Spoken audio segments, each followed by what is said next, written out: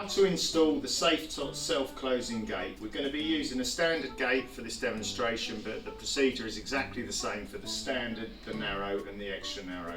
When you open the box up, you'll find the gate, a set of instructions, 4 spindles, 4 hand wheels, 4 wall cups, 4 adhesive pads and 4 screws which you can use if required. The next step is to put the hand wheel onto the spindle.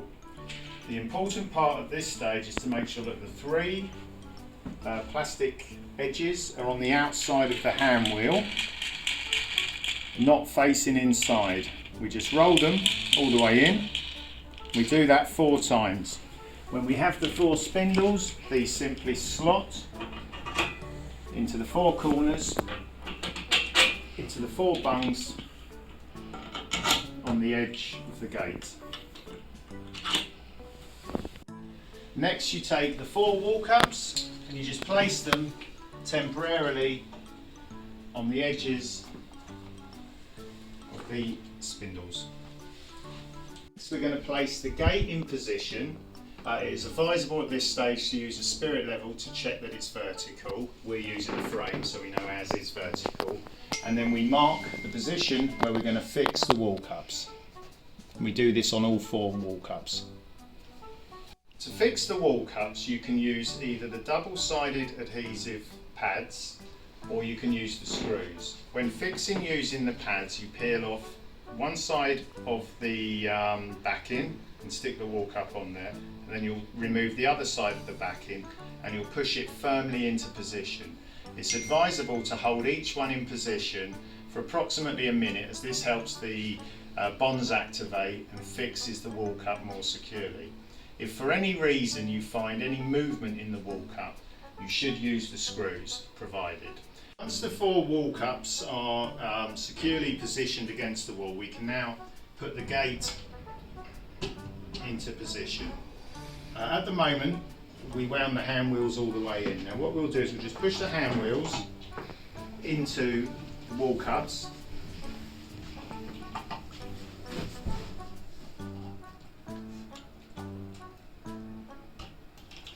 and we will start off just by giving them a very quick spin to start to tighten them up. Now what we're trying to achieve is equal pressure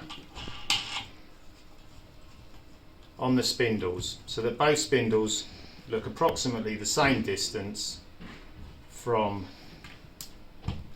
the gate and the wall. When the gate starts to bite you'll hear a slight click,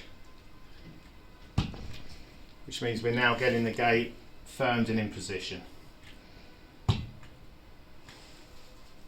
We'll do exactly the same at the top of the gate, applying equal pressure on both sides, and you'll see as we tighten the gate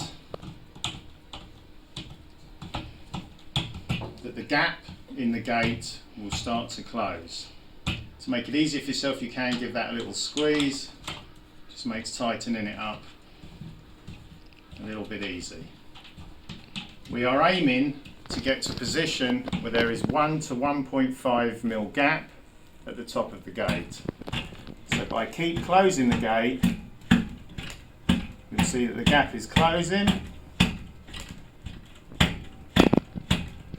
and as the gap closes, the catch falls below the gate.